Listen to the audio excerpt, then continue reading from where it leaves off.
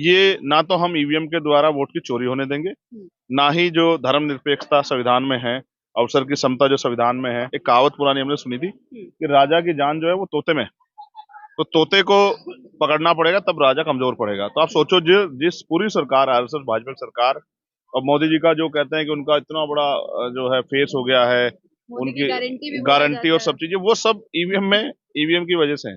तो ईवीएम को अगर तोते को पकड़ेंगे तब जाके असल पता लगेगा कि किसके अंदर कितना दम है। देखिए, आप ईवीएम को तोता कह रहे हैं, एक तरफ सुप्रीम कोर्ट के वकील उतरे हुए हैं, आंदोलन पे आंदोलन हो रहे हैं। अब नजर आ रहा है कि शायद जनता चाह रही थी, आवाज नहीं उठ रही थी, अब आप भी सामने आ गए, आंदोलन बन जाए। जनमत, चुनाव आयोग कौन है? चुनाव आयोग के जो हमारे इलेक्शन कमिश्नर है वो मुलाजिम ही तो है, कर्मचारी तो है सरकार के। कोई निष्पक्ष आदमी है क्या? कोई वो निष्पक्ष अथॉरिटी है क्या? वो कोर्ट है क्या?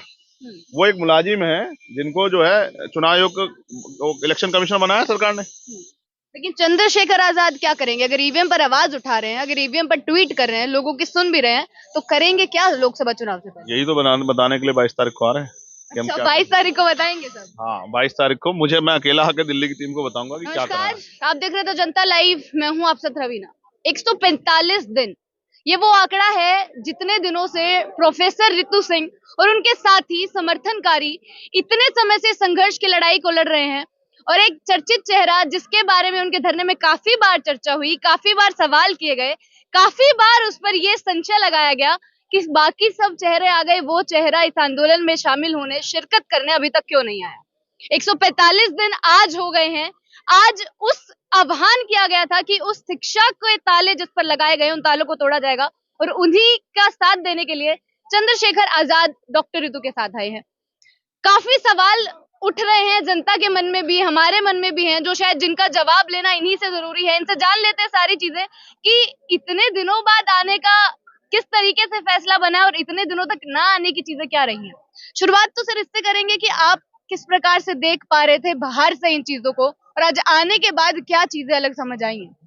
देखिए, पहली बात तो मैं इस आंदोलन से कभी बात था ही नहीं।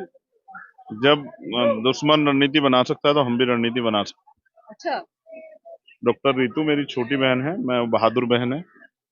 हम बहुत दिनों से एक दूसरे को जानते हैं और मैंने उसको प्रिपेयर किया कि इस आंदोलन को किस तरह से आगे चलाना। Bhim army student federation, Bhim army Azad Samaj party Delhi की टीम उनके साथ रही लगातार।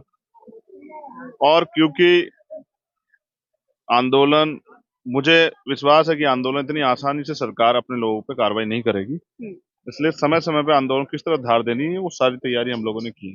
सर, आप बोल तो रहे हैं कि आप जुड़े हुए थे डॉक्टर रितु सिंह से, हमसे भी ये लगातार कवर कर रहे हैं, और ये सवाल काफी बार आया, काफी बार मीडिया कर्मियों ने भी पूछा। आप आज मैंने ओपन कर दिया ना, आप आज रितु से पूछना तो आपको पता लग जाएगा। मतलब आप पहले दिन से जुड़े हैं या 145 दिन के बाद नहीं आए हैं अचानक? तो आप पूछोगे तो आपको पता लगेगा। तो आपको शायद कोई, मुझे लग रहा है कि जानकारी कमी नहीं रहेगी। जो चीज जब तक छिपी थी तब तक छिपी थी, अब सामने है तो सामने ये लड़ाई। इसकी क्या वजह रही कि सामने नहीं आए आप, आज सामने आए इतने दिनों बाद? बहुत सब चीजें हैं, मैं समझता हूँ इससे ज्यादा जरूरी कि आंदोलन चल रहा है। हम सब अम्बेडकरवादी लोग कभी संविधान के खिलाफ नहीं आते।